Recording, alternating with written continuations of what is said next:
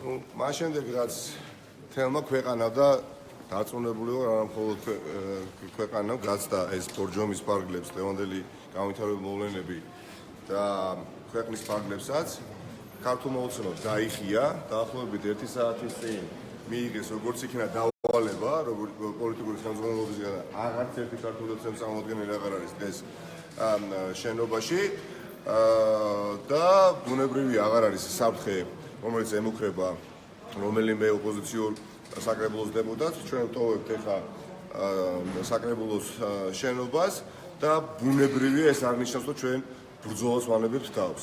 ქართული ოცნება ჩემი ინფორმაციით ხვალ აპირებს ან ქართული ოცნების მერი აპირებს გუბერნატორთან მოლაპარაკების შედეგად რომელიც იყო აქ მოსული ბორჯომის მერთან ხვალ გაფიცვას.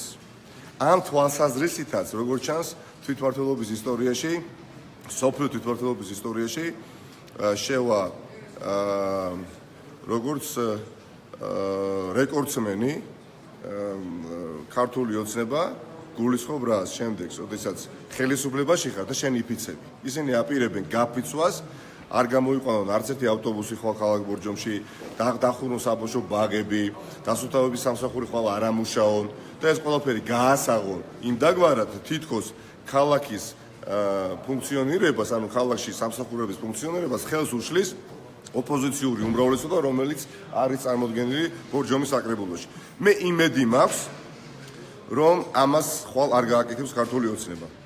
მათ დღეს რეალურად პირწმინდა წააგეს ბრძოლა, რომელსაც მე დავარქვი ბრძოლას არა ოპოზიციონერებთან, არამედ ბორჯომელებთან.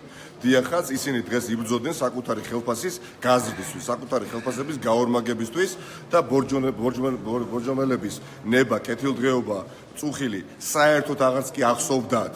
მაგრამ ვერ მოახერხეს, ვერ გადატეხეს ხერხემლაში საკრებულოს უმრავლესობა და აქედან გამომდინარე ხა ისინი ცდილობენ, რომ წარმოაჩინონ ვითარება იმ დაგვარად თითქოს ისინი არიან ზღვის ხაბიდან შობილები და ოპოზიციონერი საკრებულოს დეპუტატები ხელს უშლიან ქალაქის განვითარებას. ამას ისინი ბუნებრივია ვერ მოახერხებენ, მაგრამ რასაც მოახერხებენ, ცხადად ჩანს. ისინი მოახერხებენ ძალიან მტკინვეულ მარცხს, რომელსაც აუცილებლად ძალიან მალე იწვევს ქართული ოცნება.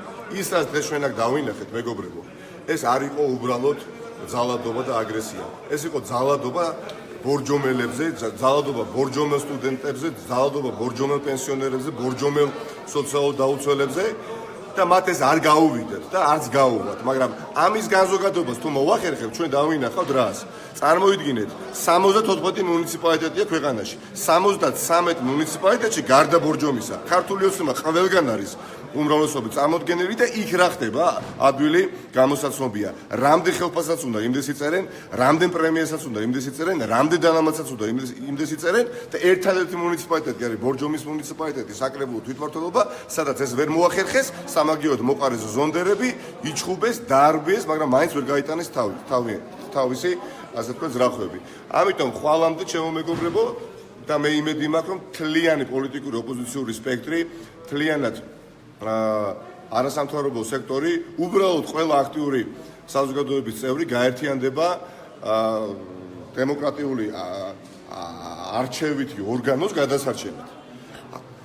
ჩვენ ან ხელს ჩავიქნებ და ვიტყვით, რომ თუ კი ძლიერი ხარ და თუ კი ზონდერები ყავს, მაშინ გინდიყავი არჩეული და გინდარიყავი არჩეული, მაინც მოხსნიან თანამდებობიდან და მაინც დაგამხობენ. ან ჩვენ ყველანი ერთად, როგორც დემოკრატიულ საზოგადოებას შეშვენის დავდგებით ერთად და მე იმედი ვარ ეს უკანასკნელი ხვალიდან ძალიან ძლავრად დაიწყეს მოქმედებას. ერთობა არის გამოსავალი ამ შემთხვევაში და ეს ერთობა ნამდვილად წაალეკავს ქართულ ოცნებას. დიდი მადლობა.